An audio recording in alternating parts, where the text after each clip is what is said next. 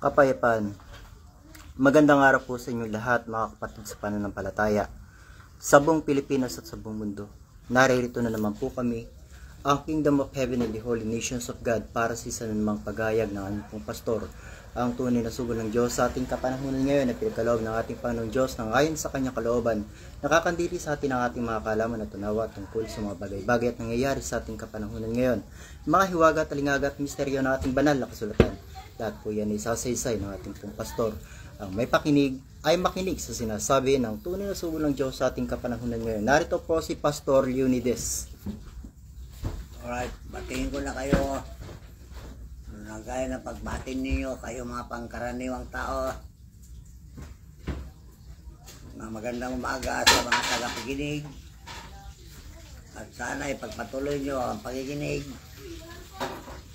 At huwag nyo ilalayo ang inyong pakinig para kayo lahat ay matuto. Dahil ayon sa mensahe ng Diyos, ngayon sa ating kapanahonan ay saysayin ko sa inyo. Dahil kailanman, alam kong hindi pa ninyo nakita ang Diyos at hindi pa ninyo narinig ang Diyos. Bagamat inuutosan kayo na hanapin nyo ang Diyos, ayaw naman nyo hanapin ang Diyos. Ano sabi ng Diyos? Hanapin nyo ako at kayo'y mga bubuhay. Bakit? Sinabi na ganon. Kayo ba'y patay na? Talaga. Consider na kayo'y patay na. Dahil ang mga gawa nyo ay kahalay-halay na sa Panginoong Diyos. Gawa ng patay na tao. Dahil ang gawa ng buhay na tao, kagaya ni Jesus, yan ang buhay na tao.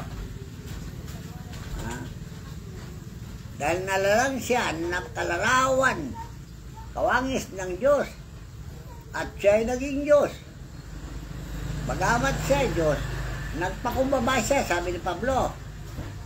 Dahil yun din ang nakatagay sa kasulatan na sinabi ng mga propeta noong unang panahon. Basahin doon sa awit 82:6. Awit Kapitulo 82, talatang 6. Aking sinabi, kayo'y mga Diyos, at kayong lahat ay mga anak ng kataas-taasan. Alright. Anak tayo pala lahat ng Diyos, at tayo mga Diyos. Kaya lang, ang pagkakaiba ng pagka-Diyos natin ay ang kaugalian. Dahil ang kaugalian ng tao, kakaiba sa kaugalian ng Espiritu. O sinilang sa Espiritu. Dahil yan sinasabi nilang second creation. Pangalawang pagkalalang. Nung unang pagkalalang, hindi ba sinabi ng Biblia, Genesis, nilalang niya ang tao galing sa alabok. Alright. At hinihipan niya ang hilong at nabuhay siya. Sino nagbigay ng alabok bilang katawan ng kanyang kaluluwa? Hindi ba ay ng lupa? So, silang dalawa ang naglalang ng tao. Kasama ang iba't ibang mga Diyoses. Kasama yung mga iba't ibang planeta. Dahil iba't ibang planeta, may donasyon sila sa katawan natin. Kamukha yung puso ninyo, atay ninyo, baga ninyo, kidney ninyo, lahat ng pyesa ng katawan ninyo ay donated by the planet. So ngayon, saan kayo nakautang ng buhay? Sa mga planetas. Utang ninyo ang katawan nyong laman sa planetang Earth. At ang Diyos naman, utang nyo sa Kanya ang inyong buhay, hininga. Yung hininga ninyo, yan ang pangalan ng Diyos. Aha. Kung basahin nyo sa Biblia, Aba. Alright. Ngayon, dahil yung hininga ng buhay na yan, na binigyan ng Diyos sa inyo, utang nyo sa Diyos lahat yan. Pagkatapos, sabi ng Diyos kayo sa ating kapanahunan, wala kayong utang na loob. Yung iba, sabi niya, mga taksil. Ang sabi niya sa iba, lahing ulupong. Ang sabi naman ni Juan Evangelista, lahing demonyo. Ganun din sinabi ni Jesus sa San Juan 8. Kayo anak ng Diablo. O hindi na pala kayo anak ng Diyos. Samantala sabi ng Diyos, kayo yung mga Diyos. Ngayon pala, ang pagka-Diyos ninyo pala ay kakayo ba? Diyos ng dilim. Diyos ng Diablo. Alright. Hindi ba sinabi ng Biblia, kayo yung mga Diyos at kayong lahat ay anak ng katastasan? Ano sabi niya? Susunod. Gayon naman, mamamatay kayo gaya ng tao. Dibasahin. Kaya nga, mamamatay tayo dahil talaga may katawang tayo naman eh. Mamamatay tayo talaga. Pero ang Diyos, Espiritu Santo, walang katawan. Kaya hindi siya mamamatay. Dahil buhay na walang hanggan, mayroon siya. Kaya pangalan niya Alpha Omega eh. Dahil wala siyang katawan. Pero ang kaluluwa galing lahat sa kanya at binigyan niya tayo ng damit na yan ang katawan na bigay ng inang lupa. Kaya huwag kayong magbumura dahil binumura nyo inyong ng lupa pag ganyan. Ngayon, ano sabi niya sa 8? Bumangon ka, O Diyos.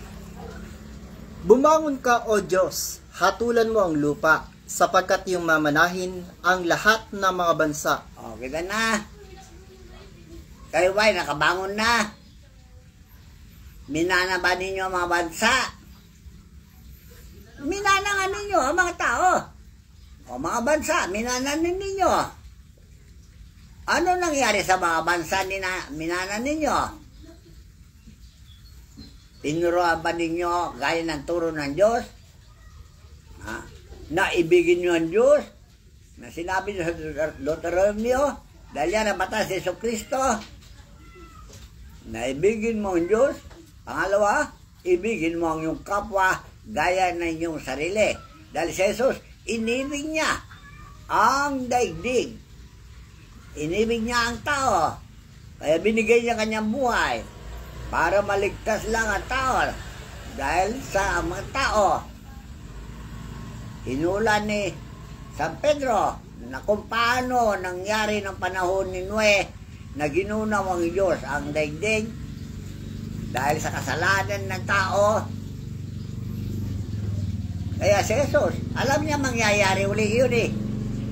Kaya yan, panahon niya ni Jesus, tinubos niya sa katawan dahil may paniwala si Jesus na maganap yun kung ang tao ay talagang hindi magbago.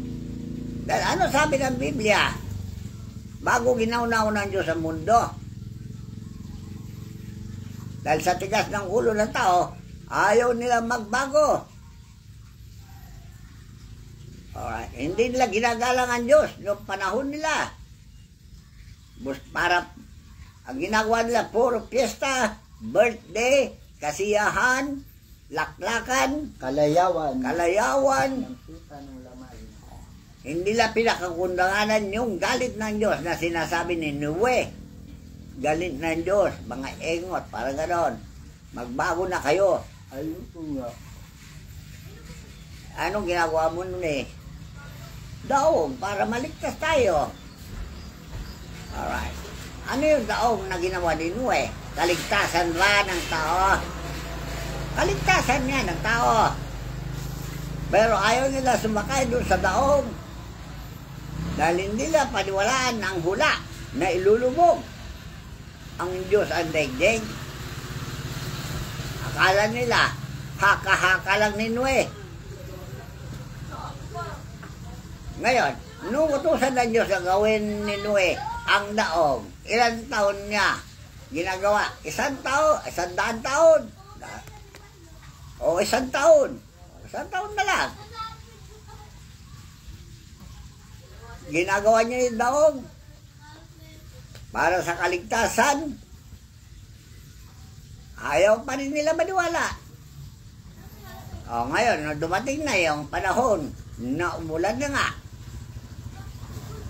Dahil ito mga tao na manunukso, mga pilosopo, sinabi ko sa inyo, tinutokso nila si Nue. Hanggang kailan, Nue, sinasabi mong baha? Para ba silang excited na makakita ng baha? Kamo kayo bali-balita nyo ngayon? Darating yung the big one. Para kayo excited na makita ang the big one. Totoo po yan, dahil yung mga nakita ko sa social media na may mga dilubyong dumarating, nangyayari, tuwan-tuwa yung mga tao habang nagbibideo. So, yan ang gusto nilang gawin. Tuwang-tuwa kayo pag may nalulunod. Tuwang-tuwa kayo pag may inaagos na bahay. Pag may nagigibang building. Pag nalulunod na mga sakyan, tuwang-tuwa na kayo dahil nakakita kayo ng parang movie. Ano sabi yung cellphone? Video. This is not a movie. It is real. Sabi niya. Pero para kayo nanonood ng pelikula. Parang gano'n. Gusto niyo makita yung paglunod ulit? Dahil yan ang banta ng Diyos. Ngayon, nakita niyo ito ulan o. Hindi na tumitigil. Bakit? Dahil ang revelasyon sa ating panahon ay ito. Anong sabi ng Diyos? Walang nagbago kahit na isa. Alright. Ay, yung nila pakinggan yung mensahe ng ama pinost ko na sa social media, hindi naman nila pinapansin. So, hindi na sinue yun ama na mismo. Hindi na tao ang nagayag, ama na mismo. Dahil yun, ang sinabi niya pa noong panahon ni Moises sa Deuteronomio 4:10. Deuteronomio Kapitulo 4, talatang 10. Yung araw na ikaw ay tumayo sa harap ng Panginoon mong Diyos sa Horeb, nang sabihin sa akin ng Panginoon, papagpisanin mo sa akin ang bayan, at aking iparirinig sa kanila ang aking mga salita, upang sila'y mag-aral na matakot sa akin sa lahat ng araw na kanilang kabubuhay sa ibabaw ng lupa, at upang kanilang maituro sa kanilang mga anak. Alright. Yan ang tinatawag na assembly. Alright. Meron kayong assembly. Kayong mga reliyon. Meron kayong kapulungan. Inutos ba ng Diyos sa inyo na tipunin ng tao at iparinig niya ang kanyang salita? Wala naman kasi mangyayari sa kanilang ganun Alright. Bakit kayo nagtayo ng relihiyon? Wala palang utos sa inyo ng Diyos. Anong ginagawa ninyo sa relihiyon ninyo? At ang isa pa, wala namang makakapaghanda ng daan, na gaya ng sinasabi sa Malakias 3, Kapitulo 1. Alright, ngayon, bakit kayo nagtayo ng relihiyon? Anong plano nyo sa ninyong relihiyon? Malinaw ang sinabi ni San Pablo. San Pablo yun hindi ako. Anong plano nyo sa inyong relihiyon? Wala naman pa kayong nakakausap na Diyos na magtayo kayo ng relihiyon o sambahan. Kayo mga Katoliko. Sino nagsabi sa inyo na magtayo kayo ng sambahan malalaki? Ginagaya nyo yung Biblia na panahon ni Solomon na pinagtayo niya ng simbahan. Naitayo nga simbahan. Ngayon, yung Diyos ba kasama ni Solomon doon sa simbahan na yon? Talaga. Dahil doon naghayag ang Diyos kay Solomon ang dapat niyang gawin. Bakit ginaya niyo Solomon? And nakakausap ng Diyos si Solomon noong panahon niya. Kaya na si Haring David, nakakausap niya noong panahon niya. Nakakausap ang Diyos. Ngayon, nung magtayo kayo ng mga relihiyon, yan ba ay utos ng Diyos sa inyo? Utos nila. O ginawa lang ninyo sa inyong sarili. Ginawa lang po nila kasi ang sabi nila, sa Diyos ang kapurihan, sa amin ang kaperahan. Nabasa ko lang po yan, hindi sa akin yan ah. Alright. Yung pala, plano nyong lukuhin ng mga tao. Plano nyong linlangin ng mga tao. Plano nyong pagsamantalahan ang lahat ng mga tao. Lalo na yung mga dukha na tinutukoy dyan sa Biblia. Alam niyo mga dukha, walang pinag-aralan, Walang alam. walang alam. Kaya sila pala ang binibiktima ninyo. Kayo mga reliyon. Hindi naman pala inutos ng Diyos na kayo magtayo ng sambahang malaki. Kaya nga po, yayaman na nila, trilyonaryo na, bilyonaryo na sila, milyonaryo. Ang plano nyo pala, pagkakapirahan ng mga tao sa pamagitan ng relihiyon. Ang yayaman na nila. Basahin na natin kung ano sinabi ni Santiago tungkol sa relihiyon. Santiago, Kapitulo 1, talatang 26, doon po ba? Kung ang sinuman ay nag-iisip na siya relihiyoso, samantalang hindi pinipigil ang kanyang dila, kundi dinadaya ang kanyang puso, ang relihiyon ng taong ito ay walang kabuluhan. O bakit walang kabuluhan?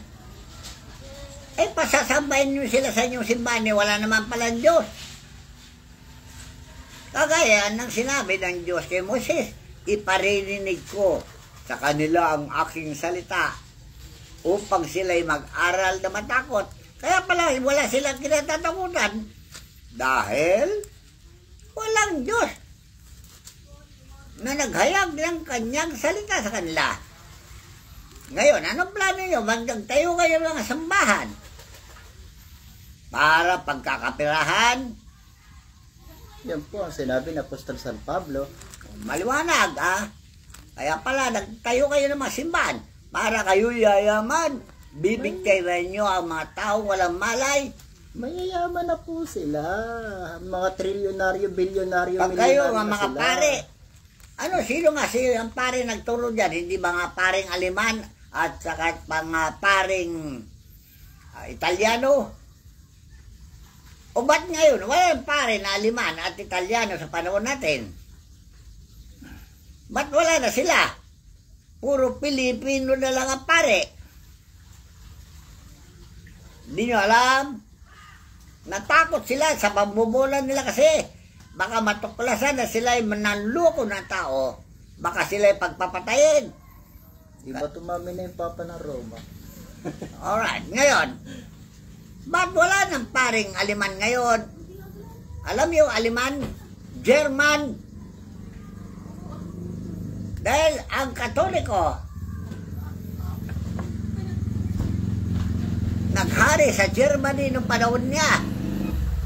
Panahon ni Hitler. Alright. Kaya sino man na hindi pasakop ng Katoliko, pagpapatayin. Hindi ba nyo nakita niya sa world history? Pupugutan ng ulo at parang tutuhugin ng kahoy at ilalagay dyan sa kalsada, pila-pila. Yung mga ulo ng tao na hindi pasakop sa Katoliko, pinagpapatay nila noong panahon ng mga Germany. At sino yung pumapatay sa mga tao? Hindi ba si Hitler? Ngayon, kaya ayaw pasakop ngayon yung West Berlin dahil ang sinasampan nila yung rebulto. Sino yung mga taga West Berlin? Dahil nag-away yung East Berlin at saka West Berlin sa world history. Anong pinagawayan nila? Relihiyon. Dahil yung West Berlin, sila yung mananamba sa Diyos, Espiritu Santo. Kaya ayaw nilang sumamba sa rebulto. Kaya yung nag-away yung dalawang bansa dahil sa relihiyon. Ngayon naman, noong panahon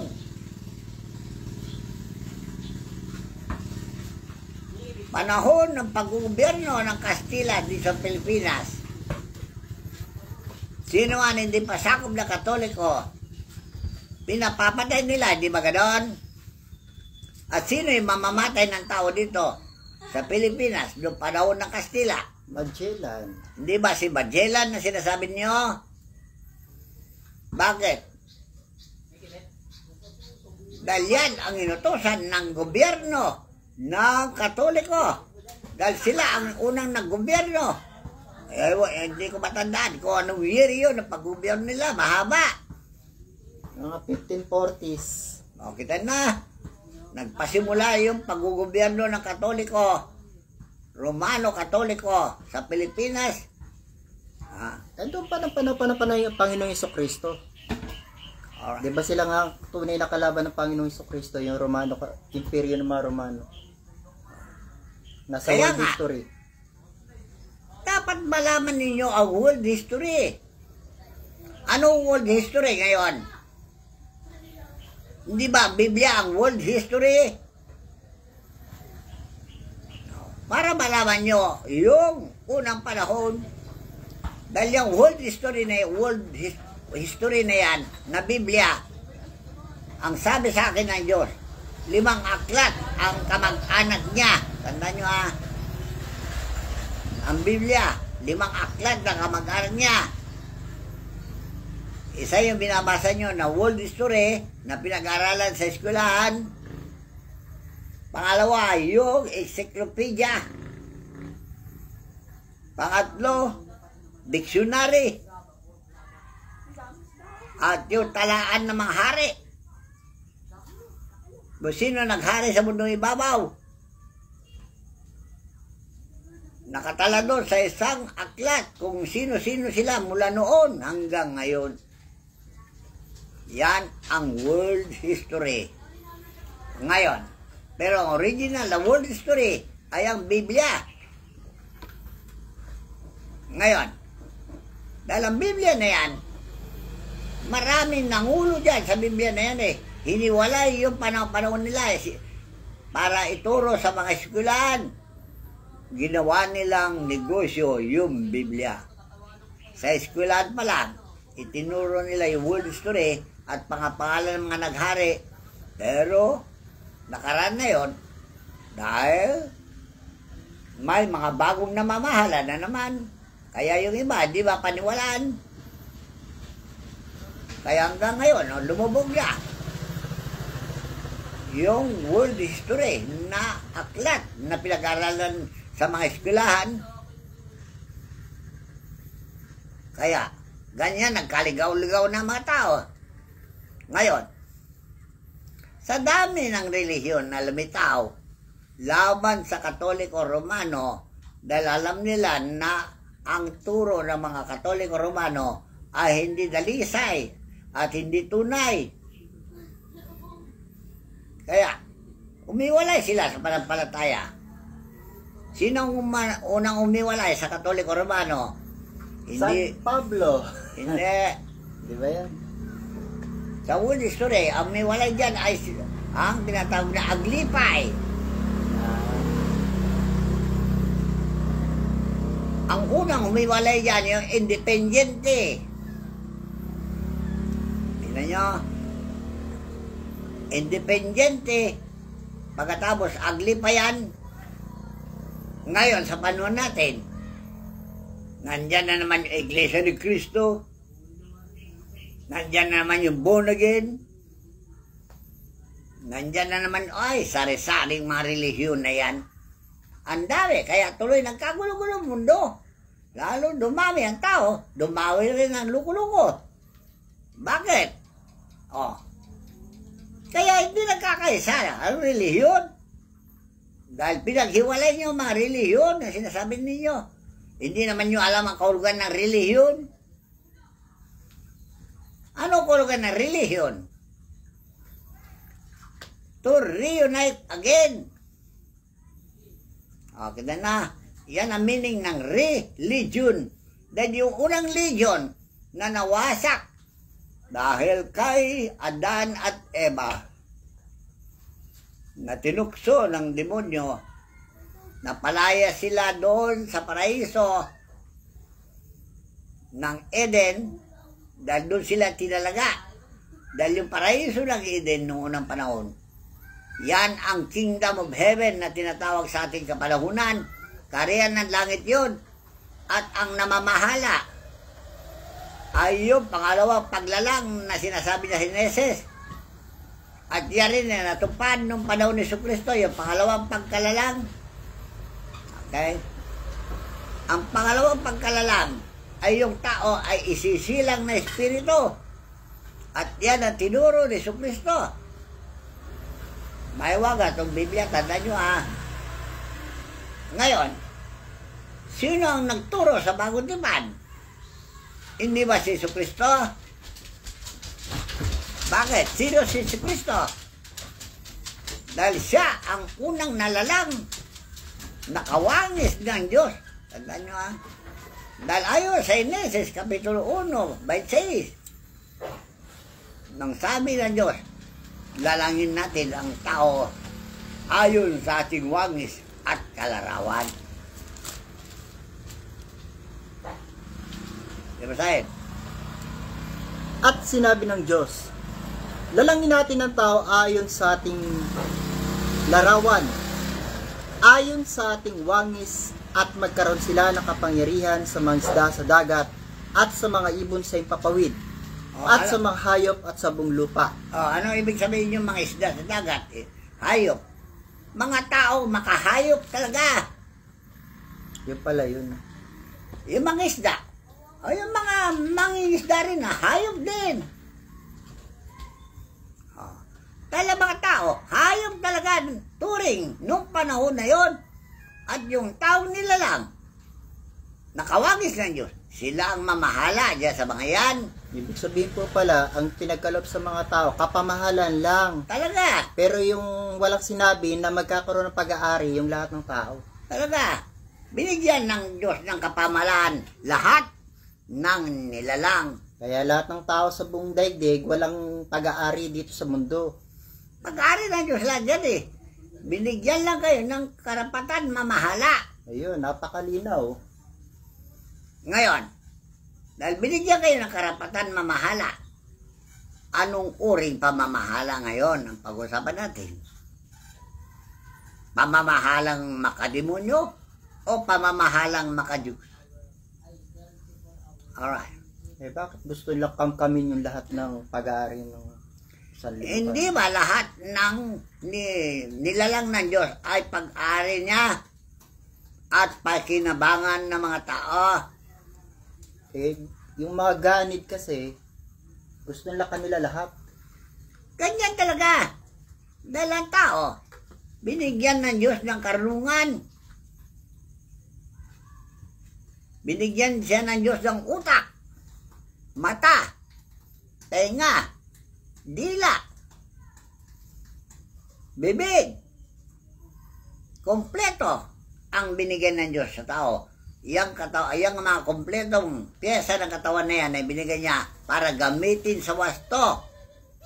Bakit ngayon yung mga dila ninyo, bibig ninyo ay hindi na wasto ang sinasalita? So, kaya tuloy nagkagulo ang mundo dahil sa bagay nito. Dahil hindi na kayo talaga kalarawan ng Diyos. Kalarawan na kayo ng Diablo. Sabi ni Jesucristo, anak na kayo ng Diablo, hindi na Diyos.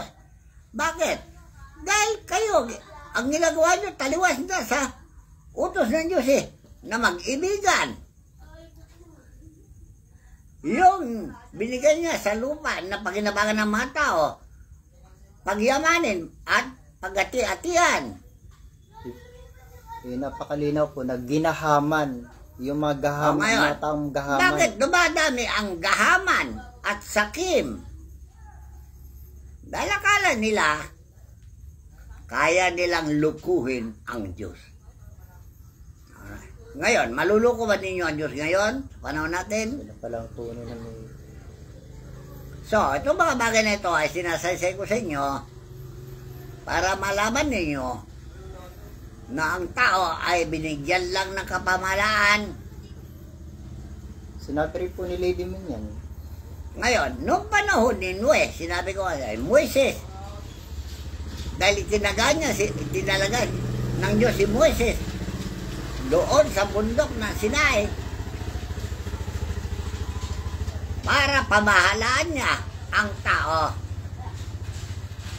At ibinigay ng Diyos sa kanya yung 10 utos, hindi ba? At ano naman ang reklamo ni Moises? Di ba, malinaw na sinabi niya, hindi ko kayang pamahalaan kayo. Nandun sa Deuteronomio 1:9. Deuteronomio Kapitulo 1, talatang 9. Humirang ng mga katulong. At ako'y nagsalita sa inyo ng panahong yaon na sinasabi, hindi ko madadalang mag-isa kayo. Pinarami kayo ng Panginoon ninyong Diyos. At narito, kayo sa araw na ito ay gaya ng mga bituin sa langit sa karamihan. Kayo naway dagdagan ng Panginoon ng Diyos ng inyong mga magulang nang makalibo pa sa dami ninyo ngayon. At kayo naway pagpalain na gaya ng ipinangako niya sa inyo. Alright. Ang ganda ang pangako ng Diyos, pagpalain. Bakit ngayon ay sumpa na dumarating? Bakit? Humirang na mga katuloy si Moses. Tuloy mo. Paanong madadala kung mag-isa ang inyong ligalig at ang inyong pasan at ang inyong pagkakaalitan? Kumuha kayo sa inyo ng mga lalaking pantas at nakaalam at kilala ayon sa inyong mga lipi. At sila'y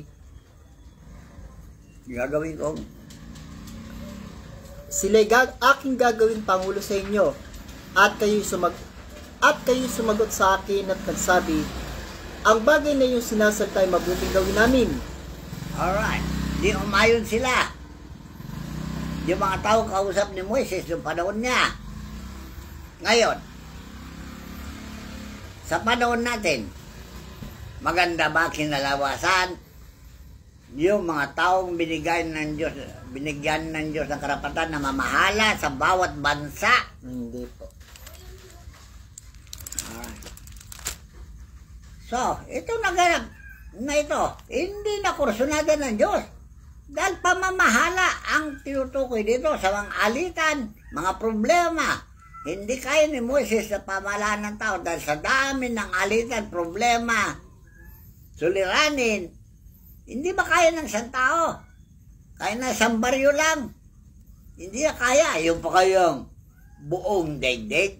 Kung yung pong gumagawa ng batas, sila nagagawa ng batas, sila yung nangungunang yan nga naging problema eh. Yung mga babatas, sila ang mga hudas. Number 1 breaker ng batas. Yan ang sinasabi niya sa English. If you are a lawmaker, you must not be a lawbreaker. Ito sinasabi sa Mateo 23. Sige, basahin. Nang magkagayon nagsalita si Jesus sa mga karamihan at kanyang mga lagad, na nagsasabi, nagsisiyo po ang mga eskreba at mga fariseo sa luklukan ni Moises. Lahat nga ng mga bagay na sa inyo kanilang ipagutos ay gawin ninyo at ganapin. Datapat huwag kayong magsigawa ng alinsunod sa kanilang mga gawa sapagkat kanilang sinasabi at hindi ginagawa. O, kita na. Gumawa kayo ng batas, pero kayo lahat ay lumalabag sa batas. Kaya paano matutuwa ang Diyos sa ganitong pamamaraan ng pamamahala? Kaya nga po turo rin ni San Pablo, ikaw na nagtuturo na magnakaw, ikaw pala magnanakaw. Kaya lahat ay pinuna nila. Hanggang kay Isaias, inutusan ng Diyos na bigyan pula ang mga tao. Pero anong ginawa nila sa mga propeta? Pinagpapatay nila ang mga propeta. Dahil ayaw nilang pasaway. Ayon sa Biblia. Ayaw nilang pasaway. Kaya pinagpamatay ang mga propeta. Dahil sila ang binigyan ng Diyos ang pamamahala. Investigador kung tawagin. Kung sino yung mga investigador, sila ang pinagpamatay. Bakit? Sino kasi talaga tunay na investigador? Itong mga propeta. Dahil sila yung manghuhula. Kagaya na Jesus. Kahit na ililihim mo, mahulaan ni Jesus. Kaya pinatay din nila si Jesus dahil wala palang may lilihim dito sa mga propeta na ito. So, ayaw niyo yung propeta, Hanggang ngayon, ayaw ninyong propeta. Paano po? Pati sila, malalaman din kung ano yung lihim nila Talaga? ginagawa. Dahil ang mga propeta, talagang sila ang secret spy ng Diyos. Ispya. At lahat na nakikita nila ay inire-report sa Diyos. Lalong-lalo na ang mga banal na espiritu. Maganda na. Dahil ang mga banal na espiritu, napakarami nila. Marami pa sila kagaya na sinasabi nila, mas marami pa sila sa mga buhangin sa karagatan. Okay. Yung batalyon lang na Arkanghel, dami. Yung batalyon ni Miguel, dami. Batalyon ni Juan, Michelangelo, Silchel. Okay. Yung Gabriel Arkanghel, ang dami niyang batalyon. Si Rafael Arkanghel, ang dami niyang batalyon. Yung 7 Arkangheles yan ay talagang commander ng mga Arkangheles na sinasakupan nila. Maliban sa mga Arkangheles, mayroon pang santo at mga santa. Noon na pang panahon, sino mga santo at mga santa? Yung mga nabanal na tao na sila ang gumagamit sa mga propeta. Hanggang ngayon, yung mga espiritong banal o taong na banal, sila ngayon ang gumagamit sa mga propeta sa ating kapanahunan. Kamukha ni Jesus. Di ba namatay na si Jesus? Espiritu na si Jesus? At mayroon din siyang ginagamit na tao. Dahil nung panahon ni Jesus, sino gumagamit kay Jesus? Hindi maanak ng Diyos yan? Sino gumagamit sa kanya? Di ba ang Ama? At si San Miguel Arkanghel, nung bata pa, San Miguel Arkanghel ang nag-aalaga kay Jesus. At yung mga iba pang Arkanghel, hanggang ngayon, hanggang sa paglaki niya, tinutulungan siya ng mga Arkanghel. Pinaglilingkuran siya ng mga Arkanghel. Nung pagkatapos niya nag-ayuno ng 40 days, 40 nights, hindi ba ganon ang sinabi ng Biblia? Basahin doon sa Matthew 4, doon sa Matthew 8. 4:8 ba yun? Nung pagkatapos na tutuksoy ni Satanas, pagkatapos iniwanan niya. At sino pumalit kay Satanas? Ituloy mo. Nasa 9 na. At sinabi niya sa kanya, lahat nga ng mga bagay na ito ay bibigay ko sa iyo at kung ikaw ay papatira pa at sasambahin mo ako. Nang magkagay sinabi sa kanya ni Jesus, humayo ka, Satanas, sapagkat nasusulat, sa Panginoon mong Diyos sasamba ka at siya lamang ang iyong paglilingkuran. Nakakausap mo sa Satanas. Alright. Ano nangyari nung umalis sa Satanas? Tuloy mo. Nang magkagay iniwan siya ng dyablo at narito nagsidating ang mga anghel at siya'y pinaglingkuran. O, kita na. Ang naglingkod kay Jesucristo, hindi lang ang Ama, hindi lang si San Miguel. Lahat ng Arkanghel ay pinaglingkuran siya. Lahat ng mga banal na nauna sa kanya, pinaglingkuran siya. Kamukha ni Moises, kamukha ni Elias. Lahat na banal dyan sa lumang tipan, pinaglingkuran si Jesus. Tanda nyo. Ngayon, hanggang ngayon, naglilingkod yung mga banal sa mga tao na pinahiran ng Diyos. Tanda nyo. So, para maganap ang mga bagay-bagay na ito, para malutas ang problema ng daigdig, ang mga banal na espiritu ang tinuro ng Diyos sa atin, sinugo ng Diyos sa atin para mangaral ng Ebanghelyo o magpaalala sa lahat ng mga sinabi ng Diyos. Nandiyan sa Juan 14.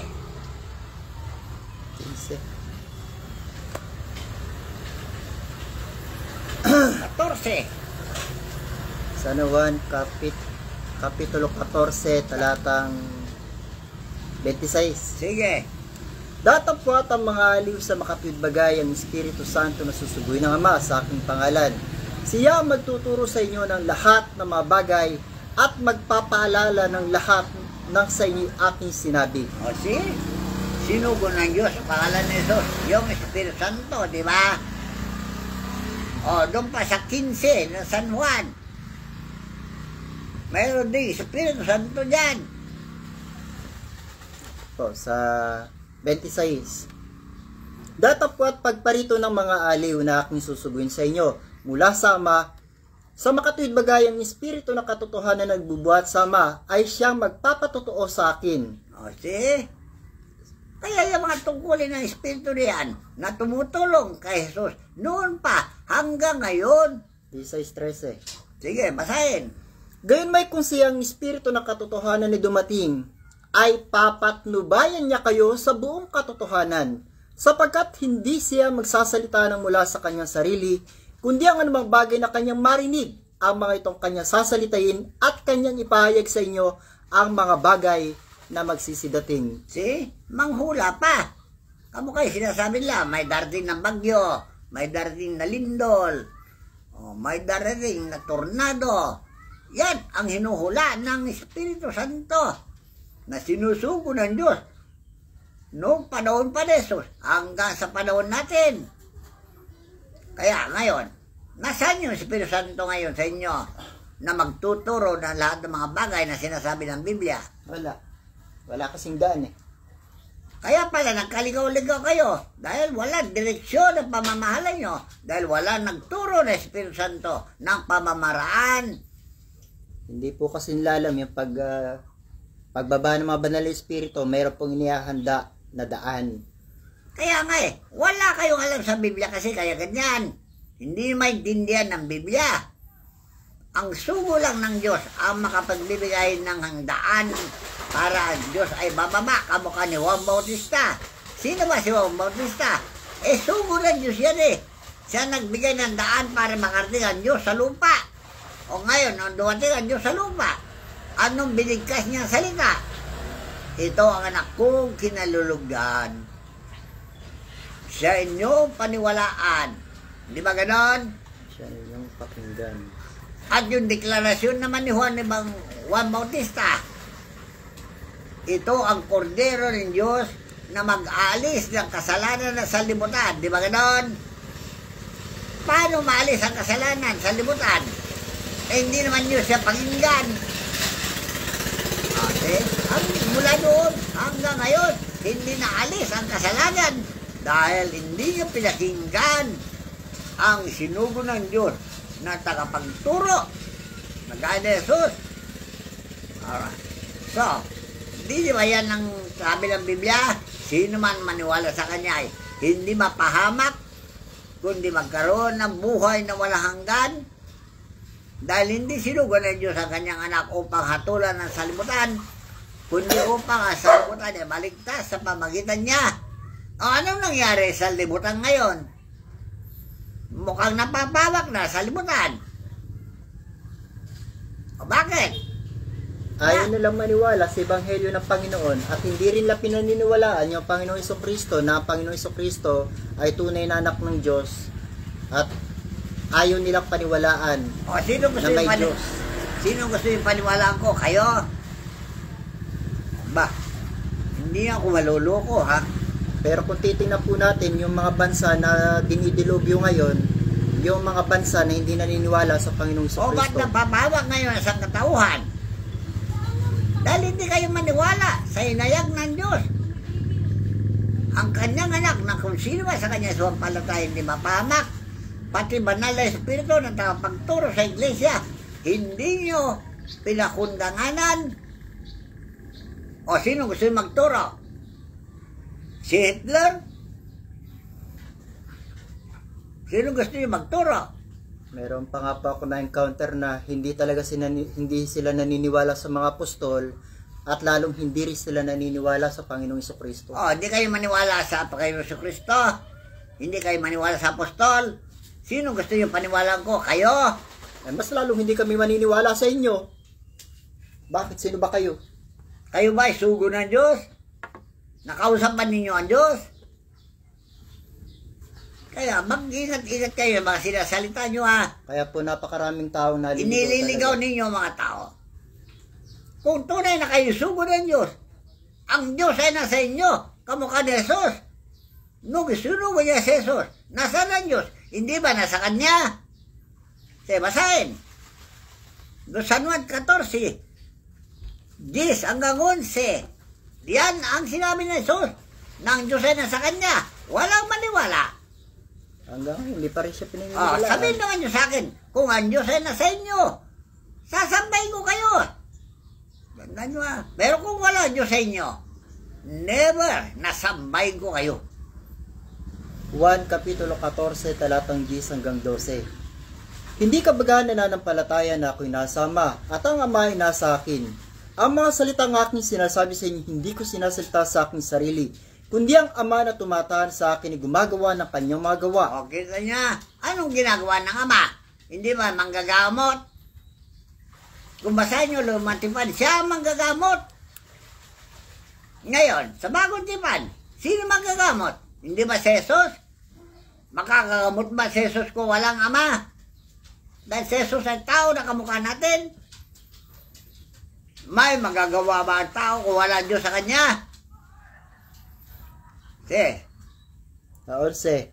Magsisampalataya kayo sa akin, ako'y nasa Ama at ang Ama ay nasa akin. O kung di kayo, magsisampalataya kayo dahil sa mga gawa rin. O anong ginagawa niya? Hindi ba nangangaral ng Ebanghelyo? Marami po siyang mga magagandang halimbawa, mga gawang makapangyarihan na iniwan sa sanlibutan. Hindi ba nangangaral siya ng Ebanghelyo? Sa Bagong Tipan? Sa Lumang Tipan, sino nangangaral ng Ebanghelyo? Mga propeta. Hindi ba Ama? O basahin nyo yung Aklat ni Moises. Deuteronomio Kapitulo 1 hanggang sa 22. Kung sino nag-Ebanghelyo, ang nag-Ebanghelyo yan ay Diyos. Tandaan nyo Kaya basahin sa Deuteronomio Kapitulo 1. Kuno, sinasabi ng Diyos. Inaalalang muli ni Moises ang pag-alis mula sa Horeb. Ito ang mga salita na sinalita ni Moises sa buong Israel. Sa dako roon ng Hordan sa ilang, sa Araba na katapat ng Suf, sa pagitan ng Paran, at ng Topel at ng Laban, at ng Haserot, at ng Sahab. 11 araw na lakbayin mula sa Horeb kung saan ang bundok ng Seir hanggang sa Kades Barnea. At nangyari ng ika-40 taon ng ika-11 buwan ng unang araw ng buwan na nagsalta si Moises sa mga anak ni Israel tungkol sa lahat na binigay sa kanyang utos ng Panginoon sa kanila. Alright. May maliwanag si Moises ngayon ang ginamit ng Diyos para mag-Ebanghelyo. So ibig sabihin po pala napakalinaw sa bawat kapanahunan ang Diyos ay may taong ginagamit na hindi matanggap ng lahat ng mga tao na ang Diyos gumagamit talaga ng tao. Ang Diyos ay nag-Ebanghelyo sa pamamagitan ng bibig ni Moises. Kaya yan, nagpasimula ang Ebanghelyo. At Lumang Tipan niya na ay sa Bagong Tipan. Hindi ba si Jesus din na inutusan na mag-Ebanghelyo? At ay, nakatulong niya yung 12 alagad. Alright. So, ngayon sa panahon natin, sino ngayon ang inutusan ng Diyos mag-Ebanghelyo? Kayo ba? Naririnig niyo po ba yung salita ng Diyos? Nakakausap niyo po ba yung Diyos? Ano man ninutos ng Diyos? Ginawa ba ninyo? Kamukha ni Moises, lahat ng utos ng Diyos, sinabi niya. Ginawa niya. Kamukha ni Jesus. Ano man yung utos ng Diyos, sinabi niya. Kaya na si Jeremias, kaya na si Ezekiel, kaya na si Isaias, lahat ng utos ng Diyos, ginawa nila. Kayo, asa ng Diyos para mag-utos sa inyo? Nalukuhin yung mga tao. Meron bang magturo ng Diyos na panloko sa mga tao? Wala po. Baka hindi na Diyos yan. Diyos na nakadiliman yun. Baka Satanas na yan. Di ba sinabi ni Pedro, Pablo mismo, suriin nyo ang inyong sarili. Siyasatin nyo sarili kung kayo ay nasa panampalataya. Baka kayo nasibak na. Natakwil na. Natakwil na kayo. Pilit pa kayo mangaral. Tinatakwil na pala kayo. Hindi naman pala kayo inutusan ng Diyos sa mangaral. Kaya nga po yung mga mangangaral sa panahon ni Propeta Malakias, tinutulan na yung mga di banal na mga saserdote at mga mangangaral. Talaga. Eh ngayon, Dahil sa dami ng tao napapahamak. ngayon, ipagpapatuloy nyo, kayo mga mangangaral na hindi naman kayo sinugo. Hindi po, sinabi ni Apostol San Pablo, paano sila nakapangangaral kung hindi naman sila mga sinugo? Kaya nga sinulit mo lang sinabi ko eh. Okay. Hindi pala kayo sinugo. Ba't kayo nangangaral Ebanghelyo? Ba't kayo nagtayo ng relihiyon ninyo? Malinaw rin po, sinagot din po ni Apostol San Pablo yan. Roma 16:6. Yung pag Romano Katoliko, inutos ba ng Diyos na yan ang sambay nyo? Romano Katoliko?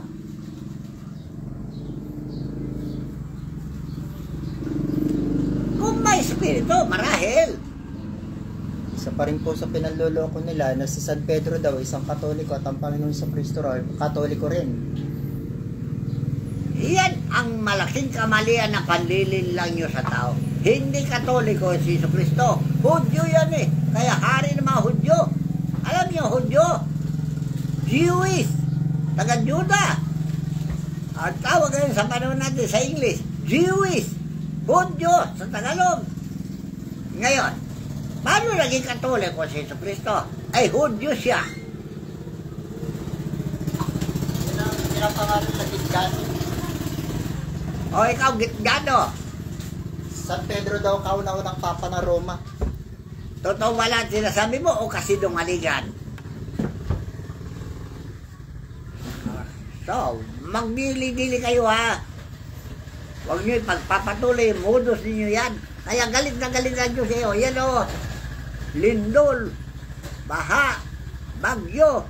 Tinatabunan natin dahil yan ang parusa sa taong makasalanan. Hindi rin naman po natin masisi mga tao dahil nga po sa maraming taong nagliligaw, mga nangangaral na nagliligaw sa mga tao, kaya nagkakamali-mali na po yung mundo. Eh, hinula yan Jesucristo eh.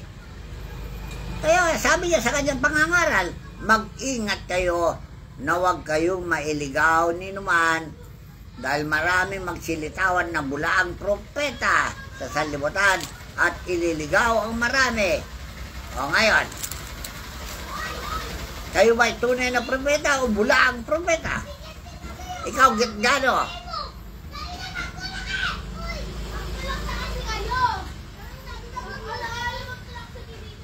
O ikaw, pastor ng Iglesia ni Cristo.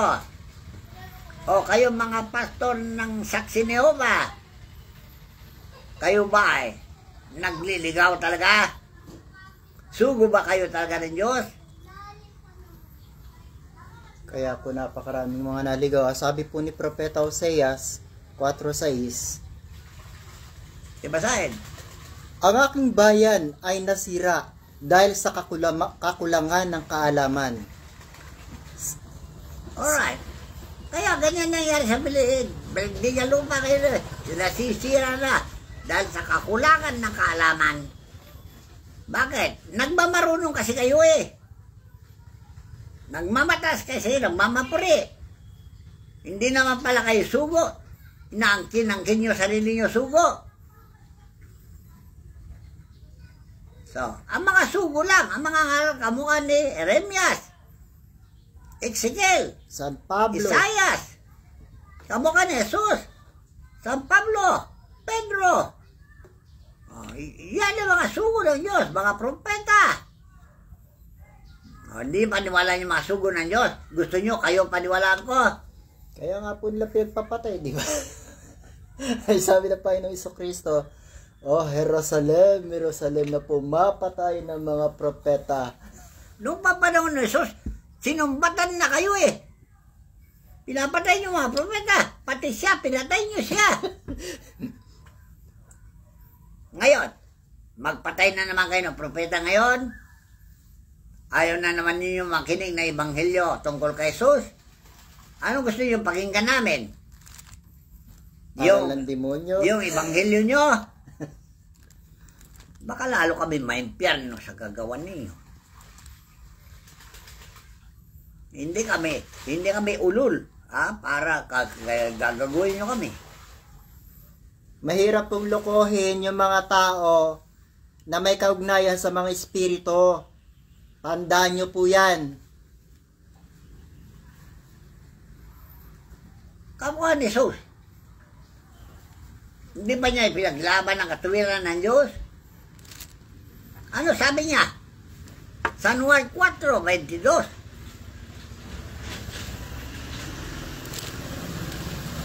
Ang Diyos ay espiritu, hindi rebulto. Sinasamba ninyo ang hindi ninyo nalalaman. Sinasamba namin ang nalalaman namin, sapagkat ang kaligtasan ay nanggagaling sa mga Hudyo. Kasi, hindi Katoliko si Jesus. Hudyo yan eh. Bakit po sinabi ng Panginoon sa Kristo, sinasamba ninyo ang hindi ninyo nalalaman? Paano kasi? Rebulto ang sinasamba nila. Yung pare ang sinasamba nila. Yung Papa na Roma. Papa ng Roma, sinasamba nila. May naituro ba mabuti yung Papa ng Roma? O baka niligaw kayo yung Papa ng Roma? Hindi ba meron tayong pinanood na video na nagsisisi ni Papa ng Roma? Hindi man nila narinig dahil yung video, pinapatay nila. Dinidelete nila mga video para hindi marinig matao. Humihingi ng sorry. Nagsosori na ngayong Benedict na Papa na yan eh. Paano? Nakasanayan na yung mga tao na ganun ng pagsamba. Mahirap na baguhin. Sa mahirap baguhin. Ano ang gagawin ninyo sa mahirap baguhin? Hindi nyo alam? Papatay ka ng Diyos. Baka sakaling mabago kayo. Dahil bubuhayin rin kayo ulit eh. Hindi nyo alam na kayo ay pinatay na noong unang pang panahon? Bakit kayo nandito pa ngayon? Dahil yan ang pinigay sa inyo Diyos sa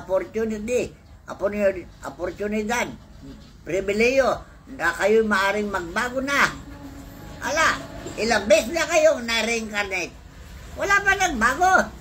Hindi rin nga rin po sila naniniwala sa reincarnation eh. See? Paano kayo naging sakdal kung di kayo maniwala sa reincarnation? Wala kayong alam. Bobo kasi kayo eh. Nandyan sa aklat ni Solomon. Reincarnation? Kaya kami, tuwing mag-birthday kami, dito kami nagdidiwang sa karya ng langit. At bawat mag-birthday, sinasabi ng Banal na Espiritu kung sino siya noon at sino siya ngayon. Yan ang lihim ng reincarnation. Mga hiwaga po yan. Kung sino siya noon at sino siya ngayon. Okay, sino nakaalam na si Jesus ay siya si Abel? Wala nakakalam sa inyo na si Jesus ay siya si Abel. Na-reincarnate lang siya. Ang dami niyang magulang. Kung basahin niyo sa Biblia, 14 na salin ng lahi po siya. 14 na salin si Jesus bago naging tagumpay ang kanyang misyon. Ito po yung reincarnation. Ecclesiastes Kapitulo 1, talatang 4. Alright, basahin. Isang salin ng lahi ay yumayaon, at ibang salin ng lahi ay dumarating.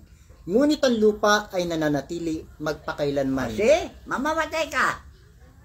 Pag isalin ka, siya rin yung lupa na makita mo yan. Hindi pa na bago. Ikaw lang ang binago. Dahil binago lang yung katawan mo ginagamit. Dahil yung kaluluwa mo, siya pa rin. Binigyan ka lang ng bagong damit. Baka sakaling magbago ka na. Kung may silang ka sa pamilyang banal. Kamukha ni Jesus, Saan siya na silang? Sa pamilyang banal. Kaya lumaki siyang banal. Tumanda siyang banal. At namatay siyang banal. Kayo, sinilang kayong balbal, lumaki kayong balbal, namatay kayong balbal. Paano ngayon yan? So, hindi nyo alam ang lihim ng buhay. So, taon-taon, nagsiselebrate kayo ng birthday. Sabi nyo, pansit para mahabang buhay. Talaga ba yung pansit ay pampahaba ng buhay? Eh kung lahat na kumain ng pansit, mahabang buhay, wala na matay. Isa rin po sa natuklasan ko rito bilang pagpapatotoo na ang isang tao pala kapag ka nandito ka sa karya ng langit, dito mo malalaman kung saan nagmula yung lahi mo, kung ano yung pagkatao mo nung panahon ng Panginoong Jesucristo, nung panahon ni Moises. Diyan mo po malalaman kung saan ka nagmula. Ang Diyos ang nakakalam. Dahil nilalang lang tayo. Alam niya kung sino tayo noon at sino ngayon. Malalaman mo rin kung ano yung mga naging buhay mo. Oh. Ayan, pinagpapatuloy nyo yung mga katarantado ninyo. Birthday, piyesta. May nagagawa ba ng kapayapaan yung piyesta o kaguluhan lang? Dami kakagulit pagka mga lasing na bakbaka na. Talaga. Patayan na. O, kamo kayo birthday. Taon-taon kayo nagbabirthday. Happy birthday to you, happy birthday. Sana mahabang buhay. Alright. Kaya ito mga kalukuhan na ginagawa nyo ito, pigilan na ninyo. Dahil walang magagawa sa pagbabago yung mga birthday na yan. Tandaan nyo ha. Ang pinagdidawang natin, yung pagsilang ng Misaya. Dahil ang Misaya, malaking nagawa niya sa tangkatawan. Yan ang pinagdidiwang natin ng kanyang kapanganakan. Sabi naman ninyo, December 25. Hindi December 25 ang kapanganakan ng Panginoon Yesus. Tandaan nyo. October 23 yan. Tinuklas ko sa langit yan sa pamamagitan ng isang propeta. Wednesday, alas 12 ng hating gabi. Dahil, alam nyo kung bakit hindi natala ang birthday ni Jesus yan sa Biblia? Kagagawa ni Gabriel Arcangel. Hindi niya pinalista kay Birhen Maria ang pangalan ni Jesus sa munisipyo. Dahil pinapatay siya. Dahil hinahanap ni Herodes na patayin yung Misaya na yan, yung Kristo na yan, dahil ayaw niya na mapalitan ng posisyon. Bakit? Ano kasi ang hula sa Biblia? Ito po, Isaias Kapitulo 9, talatang 6. Ang hula sa Biblia, siya ay hari ng kapayapaan. Si Herodes, hari ng panahon niya, ayaw niya mapalitan. Kaya bata pa si Jesus, hinangad na niyang patayin. O bakit naligtas si Jesus? Sino nagligtas si Jesus? Hindi ba banal na Espiritu? Sige, basahin. Isaias Kapitulo 9, talatang 6. Sapagkat sa atin ay pinanganak ang isang bata, sa atin ibinigay ang isang anak na lalaki, at ang pamamahala ay maaatang sa kanyang balikat. O, kita nyo na. Mabuti pa si Herodes, nagbabasa ng Biblia, kayo hindi. O, naunawa niya. Yung binabasa niya, isang bata lang, naibigay sa kanyang pamamahala. At ang kanyang pangalan ay tatawaging kamangha-mangha, tagapayo, makapangyarihang Diyos, walang hanggang Ama, Pangulo ng kapayapaan. O si, ayaw nilang kapayapaan, kaya gusto nila patayin yung hari ng kapayapaan, kahit na sino sa panahon natin. Dahil ang panahon ni Magsaysay, bata pa ako noon, mapayapa ang Pilipinas. Ano po ibig sabihin ng walang hanggang Ama? Talagang walang hanggang Ama dahil nakapataw sa kanya balikat yung walang hanggang Ama. Ibig sabihin siya yung pinuno ng mga iglesia. Ama ng mga iglesia. Ama na lahat ng sangkatauhan. Yun ang tawag niya sa kanya sarili. Ama ng sangkatauhan. Kaya pala yung pinapangaral naman ng iba, ang Ama raw at saka siya ay isa lang. Hindi nila alam. Ama ang walang. Pero binigyan niya sa kanyang anak ang pamamahala at mahusay siyang mamahala. Kaya ama ng sangkatauhan, hindi ama ng sangkahayupan. Eh, ang pinapangaral po ng iba, yung Ama daw at tsaka Panginoong Jesucristo, iisa lang. Hindi po nila alam ng Ama at ang Panginoong Jesucristo ay iisa talaga sila. Hindi. Isang puso, isang pag-iisip, isang pamamahala. Ganon yun. Iisang prinsipyo sila. Ayun, prinsipyo po, doon sila nagkakaisa, hindi po sa Pero dalawa sila. Okay na, isang prinsipyo sila. Pero dalawa sila. Ama at ang anak ay naging isa sa prinsipyo. At yun po sinabi ng Panginoon Jesucristo na upang sila maging isa na gaya naman natin na isa. talaga. Kaya lahat tayo pwede magkaisa kung sundin natin ang prinsipyo ni Jesucristo at prinsipyo ng Ama. Yung prinsipyo na sinasabi ko, yung will, Isang akala, isang pag-iisip. yung kalooban nila siya masunod. At makisakaisa tayo sa kanilang prinsipyo para magkaroon ng kapayapaan. Kaya alisin na niyo birthday na yan ha. Walang kabuluhan yung birthday na yan. Namimiruiso lang kayo sa tao. Napupuyat ang tao, magdamag yung ngakan yan. Lasingan, mamaya away-away na, gulo-gulo na, patayan na.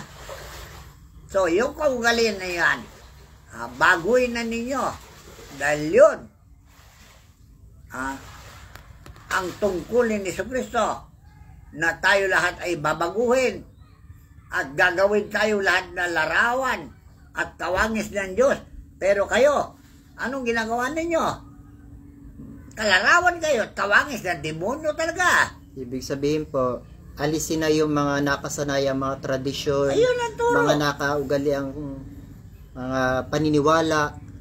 Yung binasa natin kanina, nagkaputol-putol, nandun sa Epeso 4:20. Marami pang iba na tinuro. Yung aral ni Pedro, 6G. Sige, basahin.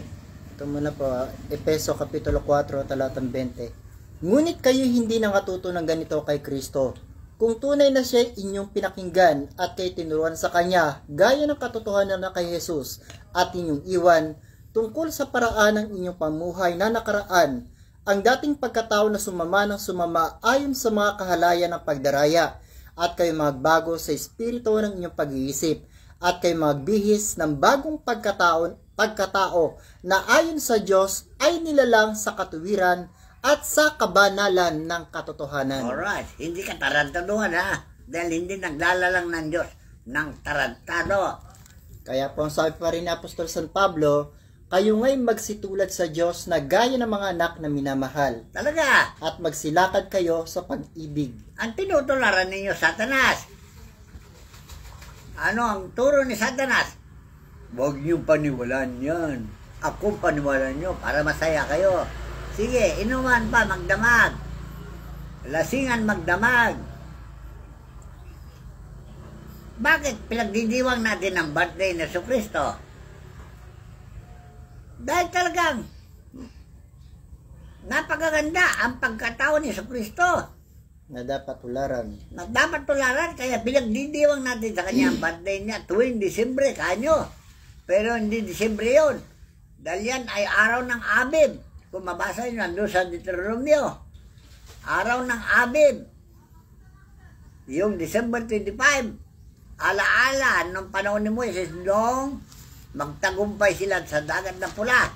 Dahil na-cross nila yung dagat, kahit na malaking agos, malaking alon, pinatuyo ng Diyos yung dagat para makatawid sila. Kaya nagdiwag sila bilang alaala yung panahon na yun na sila ay naligtas sa pamagitan ng kapangyarihan ng Diyos. Ito yan. Ay kayo naman, mag-birthday kayo. Anong alalahan na natin sa birthday ninyo? Dahil sa marami kayong babae,